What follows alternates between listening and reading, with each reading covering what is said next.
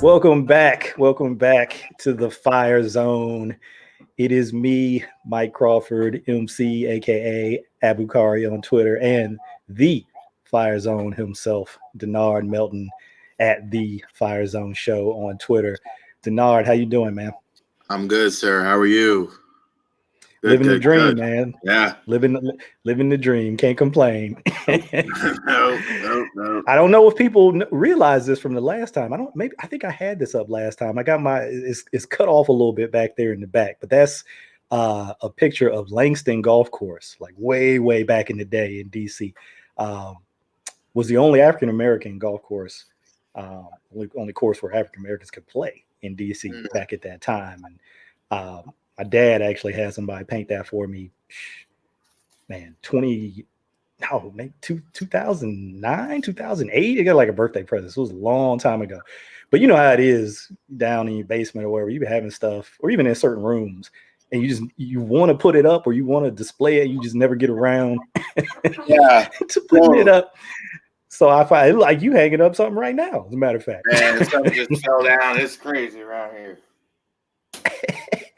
We were just talking about artwork and about decoration, and we're doing it live right now. All good. As always. Well, hey, as much as I'm into HGTV and all of that, that's probably not what the people are here for. Probably not. So we're going to talk a little football, specifically Ravens football. And before we get into all of it, just kind of I'll lay things out for the folks. We kind of bumped this on Twitter a little bit, both of us. We wanted to take a look at Jalen Ferguson from the Panthers game, their second preseason game. And, you know, we just clipped a couple of plays that kind of highlight some of the things that we think he's doing well, the progress he's made. And ironically, he just spoke today after practice, had his post-game presser today. And, you know, one of the comments that he made was about how things are just clicking for him now. And I know you looked at some of these plays ahead of time and you said, yeah, same thing. I can see it. I can tell it's clicking for him. And so we'll take a look at some of those. And then as usual, we'll do a game preview, defensive player preview, just full disclosure. Remind anybody who's a new listener, we talk about defense on this show. No shade to the offense, but we talking about the best side of the ball. Everybody knows that.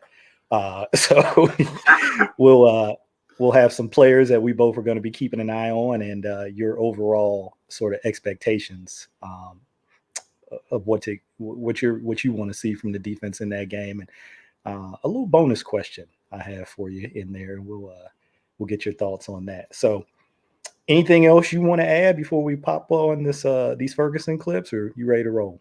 I am ready to rock and roll. Let's do it. All right, let's get this screen up.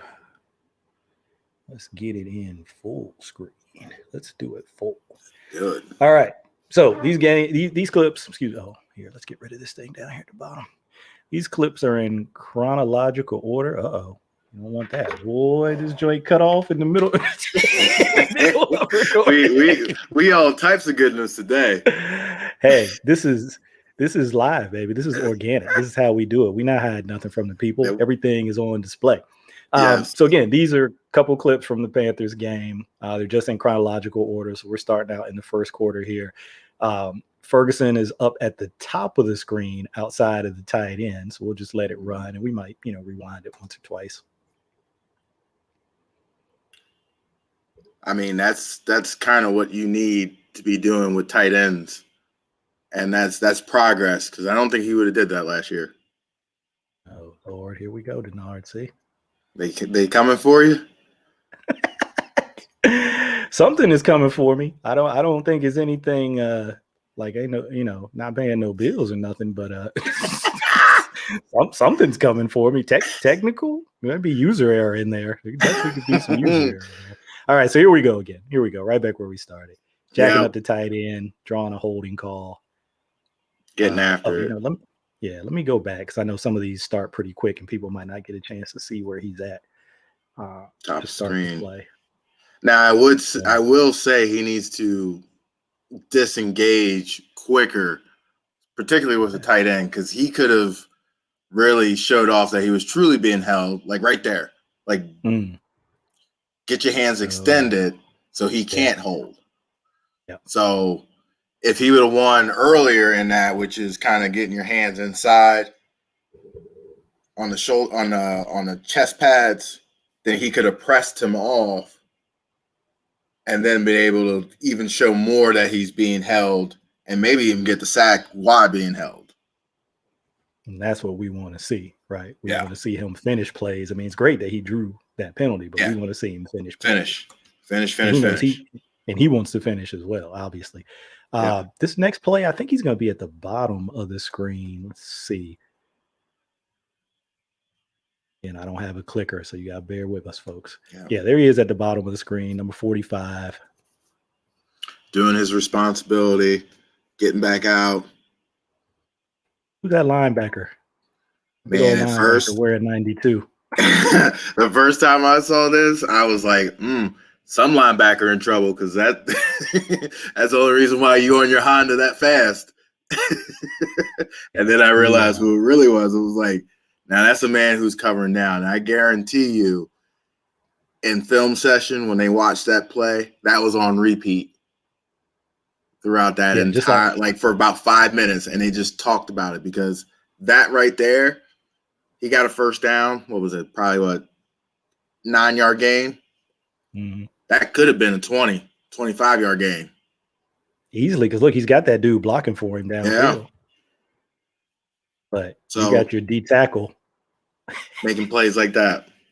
Now you and see everybody on the sideline. So yep. So we got Ferguson at the top of the screen here. And I think this was a non-hold that looked like a hold. Yeah. Non-holding calls, what I'll say. Not that it wasn't a hold, but it wasn't called. But once again, we got to finish.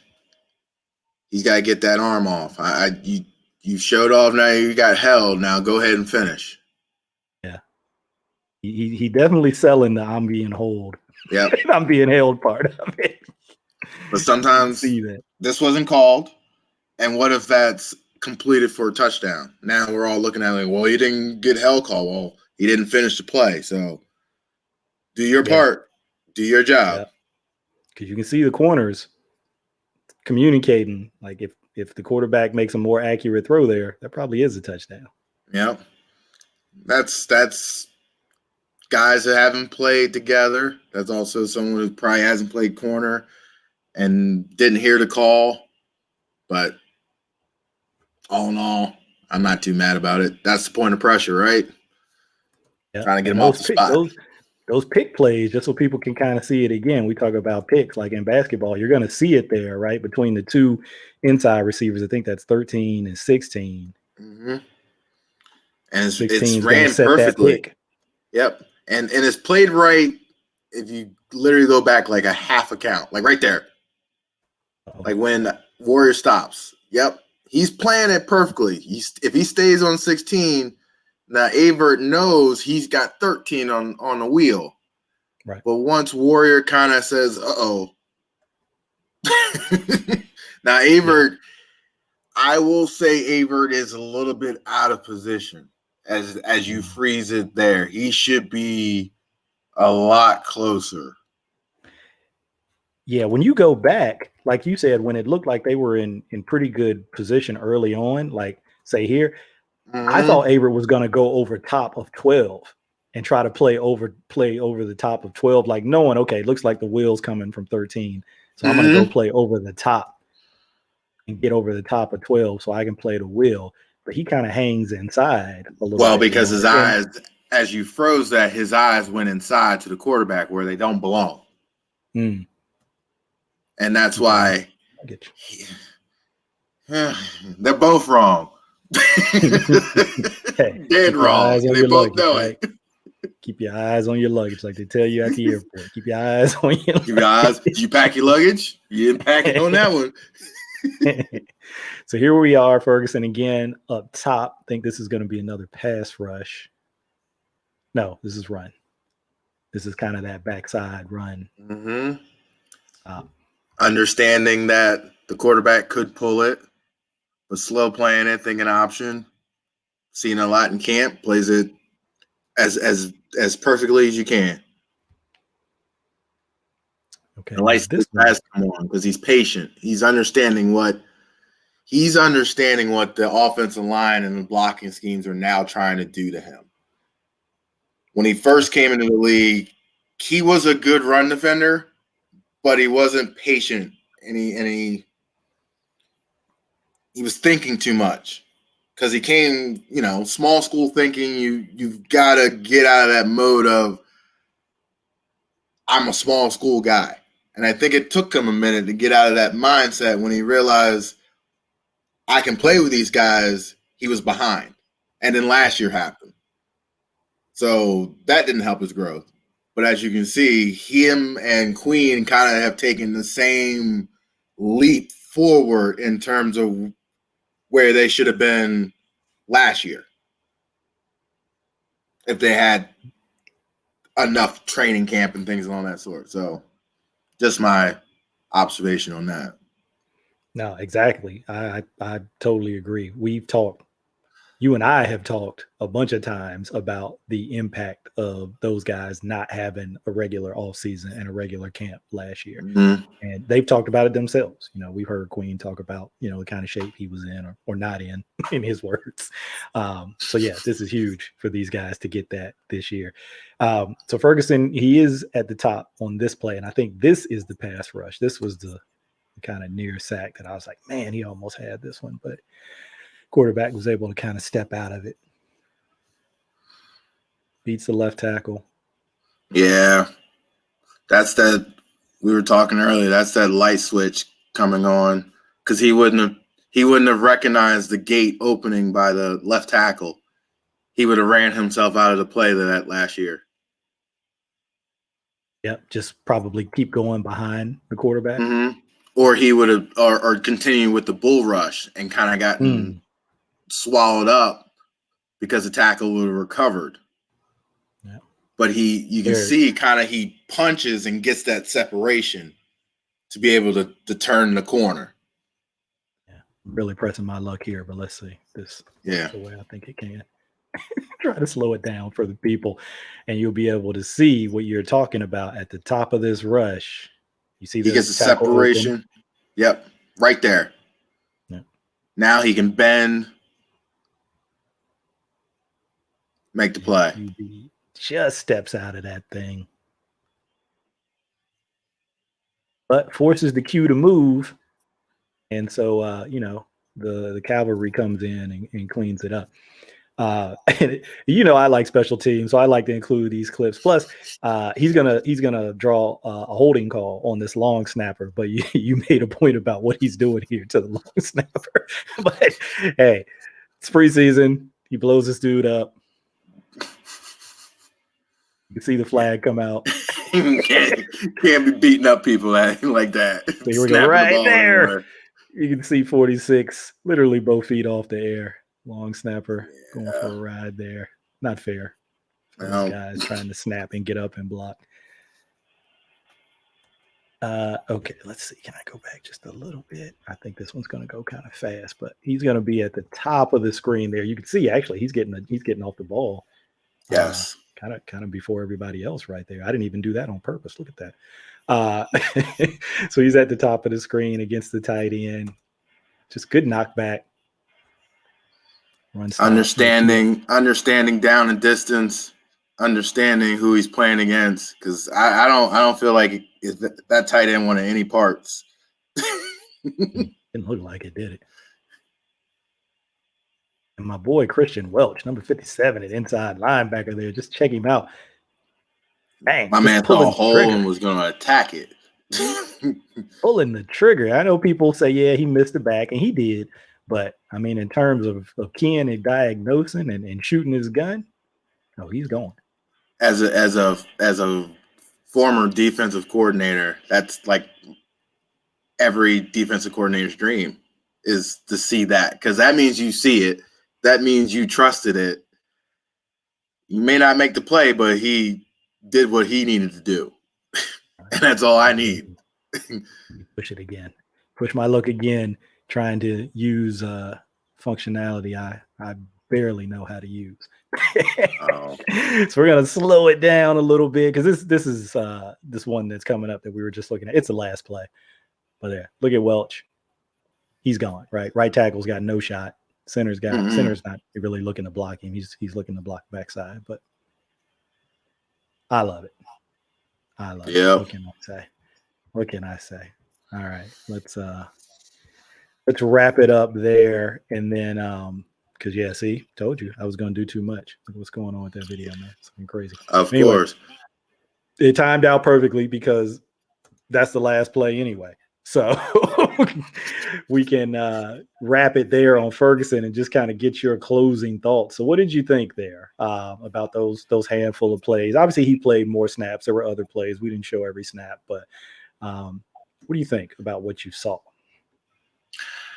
I saw a young man who now understands. He understands what's being done to him. He's understanding leverage. He's understanding what he's good at, and he uses that to his advantage. And you didn't see that last year. You didn't see that as a rookie. I would say that it seems like a lot of guys, especially those 2-year guys, those 3-year guys, they all changed their diet together. Mm-hmm. And they seem to kind of gone into this together, and you just see body changes across the board with Ferguson, with Queen, with Harrison. Campbell's and seems like he's in his best shape that he's ever been in. Bowser looks like a better version of what he was last year in terms of shape and things along that sort. So I think you can see with Jalen Ferguson that everything's there. The light switches are coming on. There's no hesitation.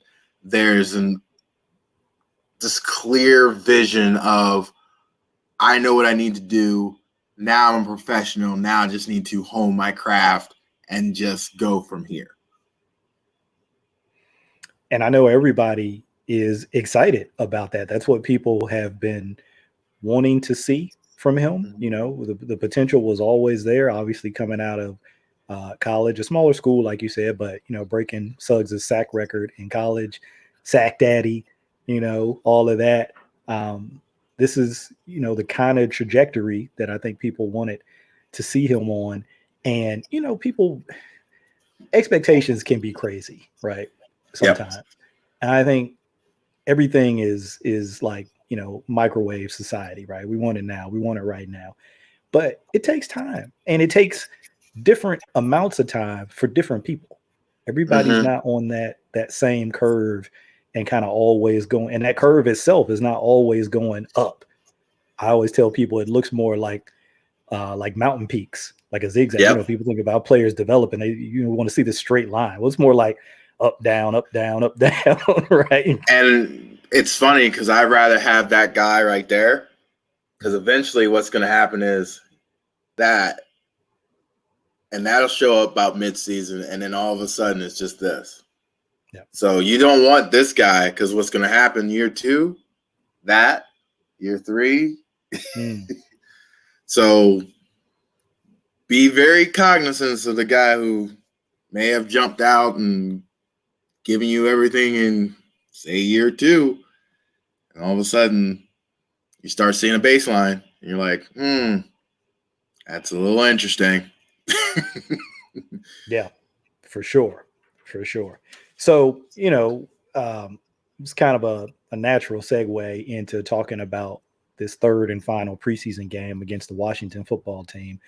I always like to call this the Battle of the Beltway. They don't even play each other enough for it to like be a real battle. Right. But because, you know, proximity, how close they are, whatever, and having lived in both cities, I live in Baltimore and DC, I don't even really see it that way. Like the cities don't see it that way, but that's a whole nother story. Yeah.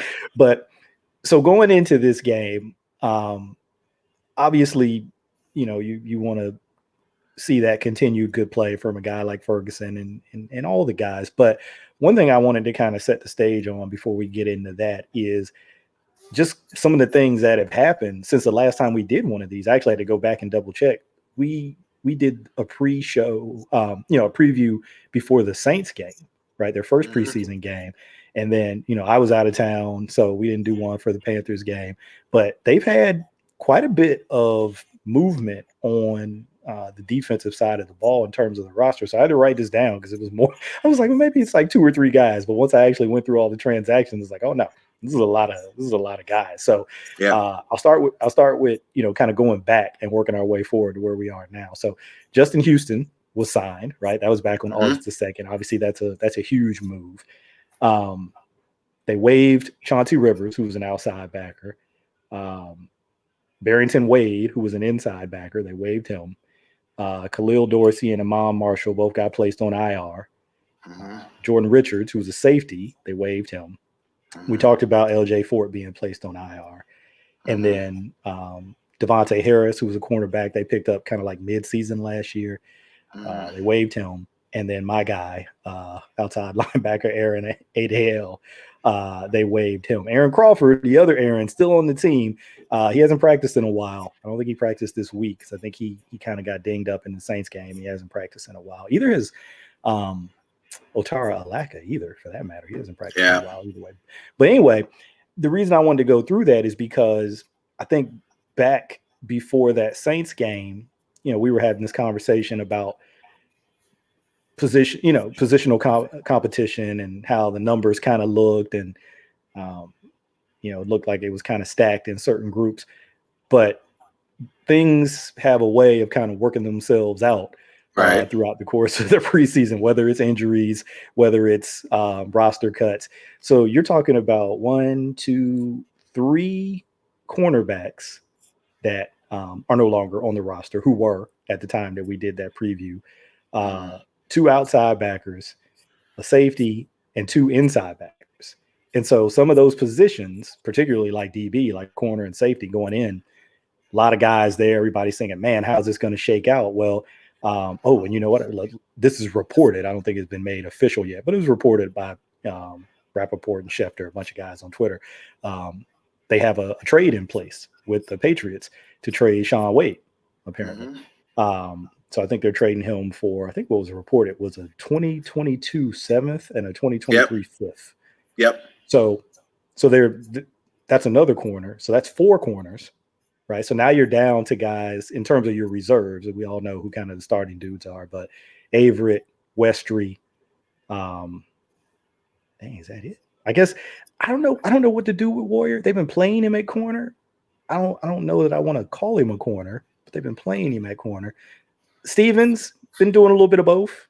Yep. So I guess let's kind of start there, and we can go wherever you want to go with that. But with some of this attrition that's happened to the roster, kind of clears things up in some of these positions, doesn't it?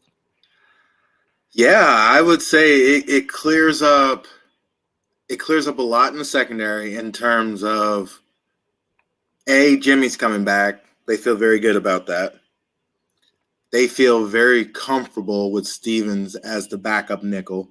And in terms of roster, type player, obviously if they felt like Marlon Humphrey can handle it, they'd move him back inside and finish the game out that way. But I believe Stevens will earn more snaps than people realize throughout the season. I think he's very much a linchpin in what Wink wants to do, because I think he brings that type of versatility and flexibility to the secondary that they currently don't have. I think the safety position is interesting in itself. I think Geno Stone has shown up in a big way. I think he's earned the trust of enough people in that castle to be there in interesting spots. And I think Washington is another one who they want to find a spot for him. I think he's one of those guys who just seems to be around the ball, making plays, doing the things that you're just like, why is he's always flashing? He's always on tape. He's always doing something. Yeah, you're going to keep that guy. So that's probably why they were comfortable with letting Jordan Richardson go, and probably why they were very okay with Wade leaving, because they don't really think about it. They're really stacked in the corners. Like Humphrey's 3-4 years left on his deal. Peters has got another 2-3 years left on his deal. Jimmy is literally a year-to-year $5 million guy going forward. Like, he's going to be there for you. So you can plan on him being the third corner for as long as he can handle it. So you don't even have to worry about that. And then you got Aver, who you can use there too. So, and he's going to be leaving next year. So you've got Stevens, you've got other guys, Washington. So do you really need all those guys you've needed in the last 3-4 years? No. So I'm extremely okay with what's going on in the back end. I'm still a little worried about both safety spots in terms of depth.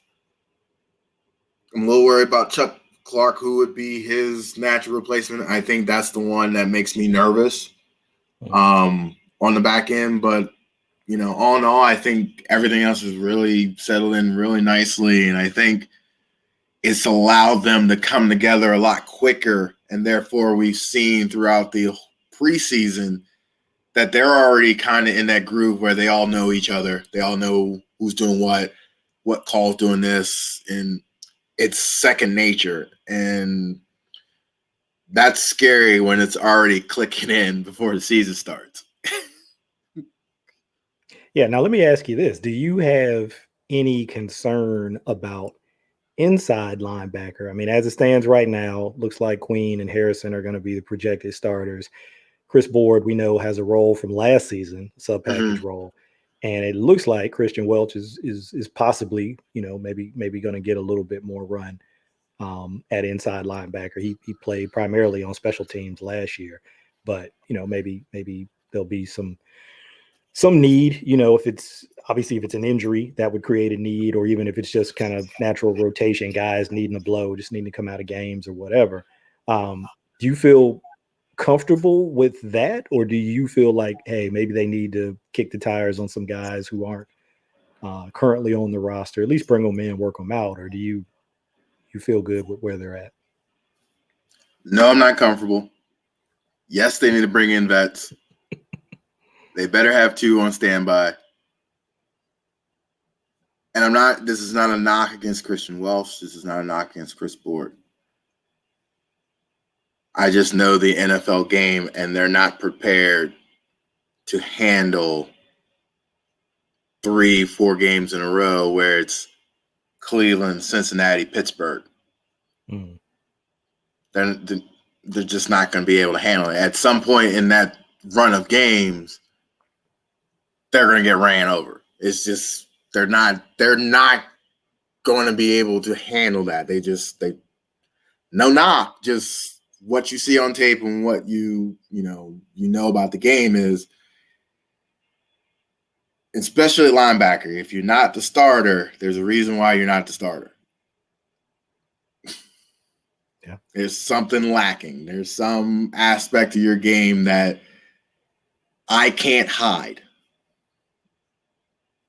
So that's why I say veteran guys who can stop the run are near and dear to my heart, because then I don't have to worry about first and second down in my brain.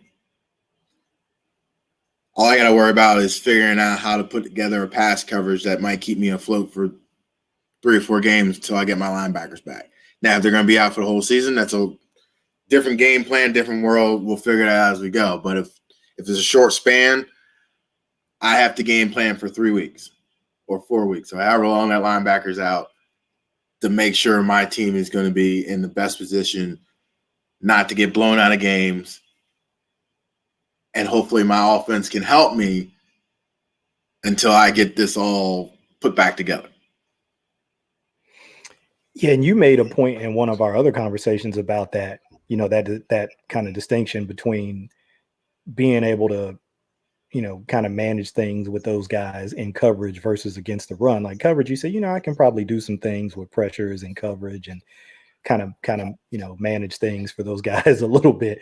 And maybe even bring in, a couple of those DBs you talked about who can come down, drop down and play inside. But you said in the run game, it's a little bit different. It's a little bit harder to mask some of that stuff in the run game. And we know that whether it's the pass or the run, the NFL, it's a Where's Waldo situation. OCs are going to find that guy and they're going to target that guy. Yes. So absolutely. I'm with you. I'd probably feel a little bit better about having those guys. You mentioned having two vets on standby, and we know obviously they're one of the best front offices in the league. So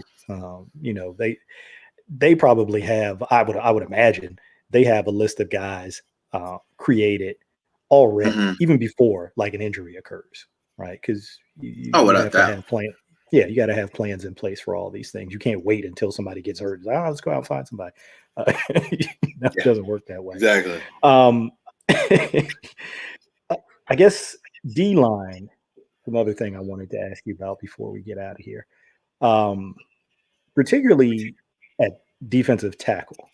And I think we know about Brandon Williams. We know Justin Ellis is probably still his kind of primary backup. Matabike and Washington, they can play some shade. We've seen them play some no shade. We've seen them play some, one technique, inside shoulder of the center or inside shoulder of a guard. But they're not true noses. I don't know what the deal is with Aaron Crawford, what his injury is, if it's something where he's going to be able to, short term, where he'll be able to play, once they start the season or early in the season or not, or if he would even make the team. So are you good with that? Because I think that's kind of the depth that they had last year, basically. Was those guys that I already mentioned.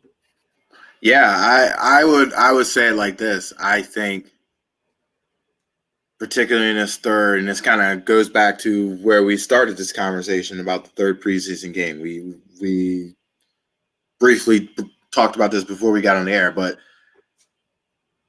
this is one of those games where in the third preseason, the D-line is going to get a little run. In terms of this is a game where they're probably going to get a solid 20-25. I would give them a solid 20-25 snaps. Just because this is going to be the last game action you're going to have for over 2 weeks. So they're going to have plenty of time. And if they get hurt, that's just football. It is what it is. And people were like, why were they playing them? Because they need to get in a rhythm. You can't just show up on Sunday and haven't played in a month and think you're going to do anything. 2 weeks is a little too long, but I digress. I think in that game on Saturday, I think Washington's going to get a heavy dose of nose. I think it is trial for him. If he can handle it, that may open a roster spot for maybe a McPhee. If he can't handle it, Justin Ellis gets that spot. I'm glad you mentioned I think that you're going to see a lot of that on the D-line in terms of, can this guy handle it? Can he handle 20 snaps against the ones to rotate in and give Brandon a shot? Or can he handle the load, to finish a game if Brandon's, not being able to finish? Or can we put something together, things along that sort? So I think you're going to see a lot of those types of scenarios. I think you're going to see a lot more Houston in this game. I think you're going to see a little bit of what package we're going to see against the Raiders, because I think the Redskins offense is kind of sort of like the Raiders in terms of they like to get, sideline to sideline in terms of their passing game, and they'll get vertical when need with Ruggs and whoever else they got out there. And the Redskins like to get McLaren up over the top. They got another guy over there I was watching a couple nights ago when the Redskins were playing on my TV, which I'm sorry they were on my TV. But they had this other receiver who was just legit as well, but he was get over top. So I think this game is a very good dress rehearsal for every Raven involved, because I think this is the type of game they're going to see when they go to they go to Las Vegas in 3 weeks. Yeah, I know we talk defense and we focus on defense on this show, but your point that you just made about this being a good kind of test for them, even in the preseason. I don't know how long or even if all of the starters on the Washington football team's D-line will go, but we know what they got going on over there. Chase Young, Montez Sweat, the tackles inside, Payne, and I'm blanking on the other guy's name, Allen. They got some dudes over there. So I was definitely in the I don't need to see Lamar in this game camp. There's a lot of reports that maybe he actually will play. I really hope he doesn't. but he might, because to your point, you guys got to play at some point. Guys got to play. Everybody. He's got to take a couple hits. But that D line of Washington's is every 4-3 coach's wet dream. You literally can just your game plan literally is I'm just gonna sit in zone. I don't even have to watch film. You four just go to work and we'll just make sure y'all good. Yeah. So we'll wrap it on that, because now I'm making myself nervous because I'm thinking about whoever they're gonna roll out there at left tackle against Chase Young, and I don't it's not gonna be Ronnie Stanley. So I'm a little worried about whoever is out there against Chase Young. I probably would say, look, for as long as he's in the game, we're helping on him on every play. Tight end, running back, whatever. Yeah, whatever. He's not getting one-on-ones. Sorry. You might just see 3 powers and see Lamar just hand off 3 times. There we go. That would make me feel better. It might actually, he'll hand it off twice and just take a 3-step drop and just throw it down the field. Be okay, you're good. We're good. We're good. Head on over to the sideline. Yep. Take off your pads. Put your chain on.